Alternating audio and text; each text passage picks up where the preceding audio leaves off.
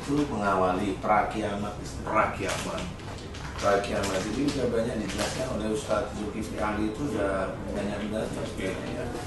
Jadi ada tahapan. Jadi Tuhan itu adalah debu di permukaan atmosfer bumi. Jadi kenapa ada debu itu? Debu itu insya Allah itu dari asteroid yang masuk ke bumi. Asteroid ya, lebih besar daripada meteor. Meteor itu kecil-kecil ada. Asteroid itu lebih besar. Berarti ketika atmosfer tidak bisa lagi menahan datangnya meteor tersebut, maksudnya asteroid dia lebih besar ya. Nah, asteroid ini karena ini memang sudah di-set oleh Allah Ta'ala akhir zaman, asteroid ini bermedan magnet.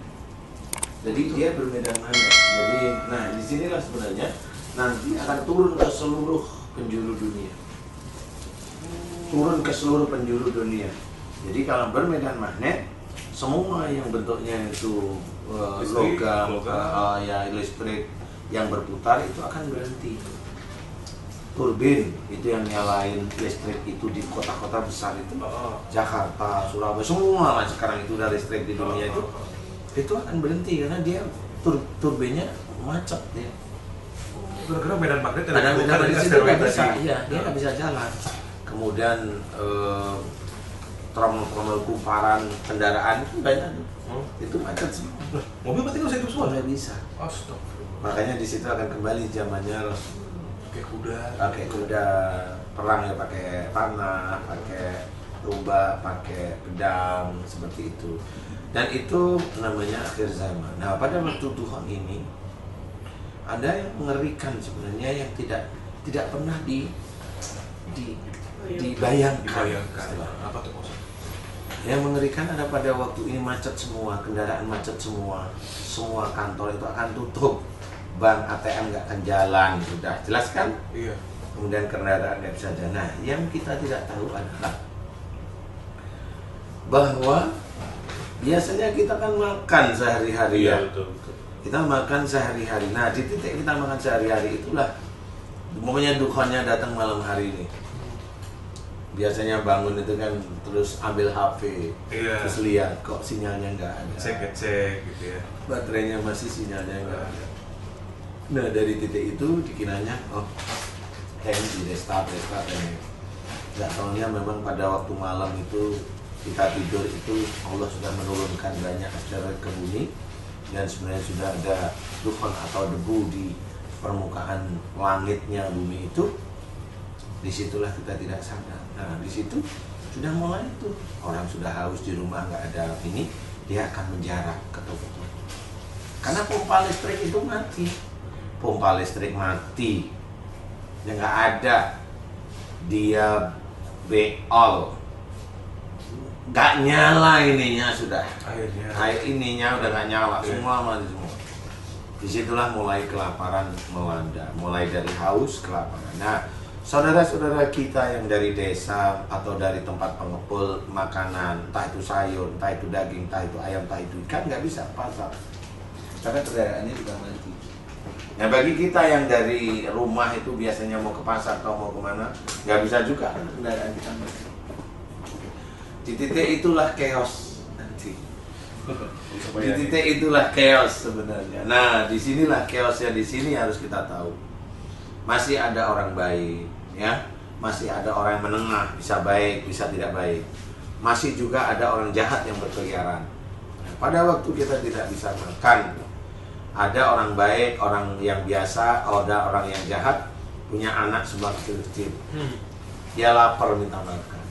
Kalau yang baik dia akan berusaha cari makanan tapi nggak akan ketemu. Dia nggak akan ketemu. Toko-toko yang jual makanan udah dimulai dijarah nih. Di hari-hari kedua, ketiga itu sudah habis semua. Di sini. Jadi istilahnya pemerintah itu dengan bulognya udah nggak bisa dibendung. Karena bulognya sendiri ada beras, ada ini pasti dijarah dengan dari masyarakat sekitar. Nah, disinilah sebenarnya mulai ada chaos. Kalau orang itu baik, kemudian dia mencari makanan, dia nyari buah-buahan yang dia makan. Kalau dia punya kolam, dia akan cari ikan. Sampai berapa minggu dia ngabisin ikan di kolam.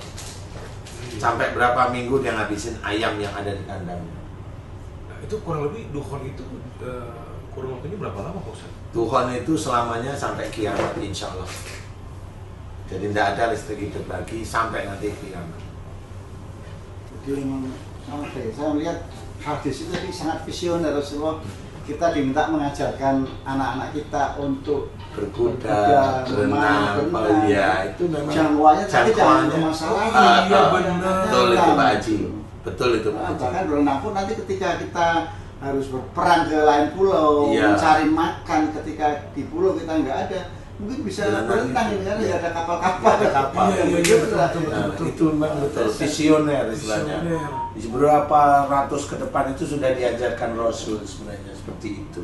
Benar, ini bahasanya olahraga favoritnya Rasulullah. Nah, iya. Memanah, berkuda, berenang. Dianjurkan, Dianjurkan. itu dianjurkan. Dianjurkan. Jadi bukan cuma olahraga, itu dianjurkan. Sunnah juga berarti ya? Sunnah ya. Nah, disinilah sebenarnya kita akan memahami. Di situ kalau ada orang yang dia biasa tidak berbuat baik, dia berbuat jelek atau jahat, dia punya anak kecil, lapar, kira-kira apa yang diperbuat? Ya, menghalalkan segala cara untuk memenuhi kebutuhan. Menghalalkan segala cara untuk memenuhi kebutuhan anaknya, istri atau dianya. Menghalalkan segala cara. Dan orang tidak baik atau orang yang keras, orang yang kaku, orang yang pemberani umpamanya, dia akan mencari makan itu yang ada di dekat matanya. Aku yang mati atau dia yang mati, biasanya seperti itu. Walaupun bisa jadi tetangga ini sahabatan, Pak Ustadz, bisa jadi ya? Oh ya itulah chaos. Nggak ada sahabat. Nggak ada. Kalau tetangganya mau banyak makanan, tetangganya tahu ini udah seminggu, 2 minggu listrik gak hidup dan sebagainya gak hidup, emang makanannya kira-kira mau dibagi apa untuk dia sendiri kan gitu. Oh, Itu. Nah disitulah. Keluarga sendiri bisa jadi. Nah, iya. bisa jadi. Bunuh-bunuhan Bisa bunuh-bunuh. Bisa ada kejadian Rasulullah menarik ya Allah. Berarti makan orang bisa ada kejadian apa Ustaz? Bisa kejadian. Makanya kalau ada orang tega itu tadi, dia punya korek, dia masih punya minyak, dia harus butuh makan, ya orang yang kelaparan dia dibunuh. Astagfirullah. Dibunuh dagingnya diambil. Karena apa? Binatang gimana? Nggak ada sudah. Ayam sudah lari semua, kabur. Udah nggak bisa. Nah di situ kalau ibaratnya anjing, kucing, itu dia bisa mencari untuk kehidupan sendiri. Anjing kelaparan, dia nyari. Anjing itu punya naluri itu mencari yang terlemah. Dia punya naluri. Yang terlemah udah glesot, gak makan 2 minggu itu ada glesot. Ada orang nih lesot. Glesot, nah itu ditunggu sama dia. Nah coba deketin karena dia lapar. Coba dia gigit kakinya, krek, reaksi nggak, kan gitu. Karena orang itu hanya gini-gini aja. Anjingnya ada naluri, dia nggak bisa mukul saya. Dia kan gigit kakinya, kruk gitu lagi. Lama-lama ya yang karena anjingnya lapar, lama-lama ya kakinya itu dihabisin dulu. Allahu Akbar. Berarti kita harus punya gudang bulog sendiri, Ya. persediaan bulog sendiri, dan Ya. kita juga komunitas untuk memanfaatkan apa yang ada dalam gudang bulog itu ya. Betul Pak Haji. Jadi Siapa Rasul gitu ya? pun mengajarkan kita persiapan 1 tahun untuk mengatasi Tuhan. Karena pada waktu Tuhan itu kan nanti ada debu, kemudian panasnya pasti tinggi karena pada waktu matahari masuk sinar ultraviolet itu akan terpantul-pantul sehingga panas di permukaan bumi sampai jarak berapa ribu itu dia panasnya kuat. Nah di panas inilah akhirnya dalam hadis ceritakan Allah mengurangi air, tanaman dan hewan. Jadi mengurangi karena panasnya ini pasti akan terkurangi, air banyak menguap. Kemudian tanamannya kecil kayak padi dan sebagainya itu nggak akan bisa hidup, tidak bisa bertahan hidup karena dia butuh air. Kemudian hewan-hewan yang kira-kira lemah dia pasti akan mati. Yaitu yang di dalam hadis diceritakan Allah mengurangi dari air, tanaman dan hewan ternak itu kan sudah betul. Jadi karena kasusnya itu sumbernya dari situ. Nah dari sinilah kita harus berpikir bagaimana besok. Iya benar. Bagaimana besoknya? Nah, Tuhan sesuatu hal yang sangat mengerikan, nggak bisa untuk main. Nah, pada waktu Tuhan itulah Dajjal muncul. Orang yang kelaparan, nggak bisa makan, turunlah dia karena dia penyihir hebat. Iya. Dia turun ke tempat-tempat. Kalau mau Jakarta, orang-orang kan nggak bisa. Jakarta nih, orang kan nggak bisa dia ke desa. Naik apa dia mau ke desa? Kalau dia bawa ransel, bawa ini makanan, ketemu di jalan sama orang-orang yang lapar, ya selesaikan dia di jalan. Ada syarat-syarat tertentu tapi mungkin Pak Ustadz ya ketika akan dibantu oleh Dajjal itu. Ya jelas Dajjal itu kan nggak mungkin ngasih makanan gratis. Cuma-cuma itu nggak mungkin. Jelas orang-orang Muslim yang dicari dan dia akan dikafirkan. Kamu boleh makan, nih makanan. Ya orang kelaparan, Iya ya. 3 minggu nggak makan gimana? Lihat itu roti hangat-hangat. Istilahnya kalau orang Jawa itu kemebul itu dah itu bukan cacing yang keluar dari mulut itu, naga juga. Ini langsung keruyuk. Hidup. Nah itu langsung di stop, nggak boleh, kamu harus kafir. Dia masuk di momen krusial, maksudnya di Iya. saat orang lagi lemah dia masuk di situ. Iya. Awalnya jadi juru selamat, tapi kemudian berubah jadi juru sesat. Juru sesat. Iya, Benar. Nah itulah yang kita takutkan sebenarnya. Iya. Jadi orang-orang yang dia itu menyombongkan hartanya selesai dari situ. Orang yang menyombongkan dunianya selesai dari situ. Nah, Ustaz, ini Dajjal itu datang ketika manusia dalam kondisi terlemah. Dalam bentuk apa sebetulnya? Orang tuh nanti melihat dia apakah tinggi besar gitu ya, raksasa mungkin atau gimana tuh Pak Ustaz? Atau ganteng, cakep sekali. Karena katanya kata Rasulullah itu perempuan-perempuan yang pertama kena tersihir oleh kehadiran Dajjal nih. Ya, karena kalau itu kan persoalannya gini Pak Haji. Jadi kalau Dajjal itu kan walaupun tidak ganteng, kenapa perempuan? Karena dia bisa melakukan sesuatu yang hebat. Bisa menyediakan makanan, minuman yang enak pada waktu orang kelaparan. Dan paling tidak kuat kan wanita. Iya sih. Mata sisi kayak Iya. Dikit-dikit lah gitu ya. Yang paling tidak kuat adalah wanita. Dan bagi laki-laki sama kalau dia tidak kuat. Makanya istilahnya kita harus benar-benar menjauh dari kota itu, menjauh. Kita harus punya tempat tersendiri agar tidak tidak bisa dimasuki oleh Dajjal ya. Tetapi ya Jauh jangkauannya gitu Ustaz ya. Dajjal. selain jangan ngurus jangkauannya ya memang iman kita mulai sekarang harus kita benahi, karena memang Dajjal itu dengan iman yang memang cukup bagus dia malas. Oh. Dia malas sudah. Gitu. Dajjal. Kayak gimana ya Dajjal? Gak usah lah. Kalau Dajjal mau ketemu besok tak kenalin. Jangan dong.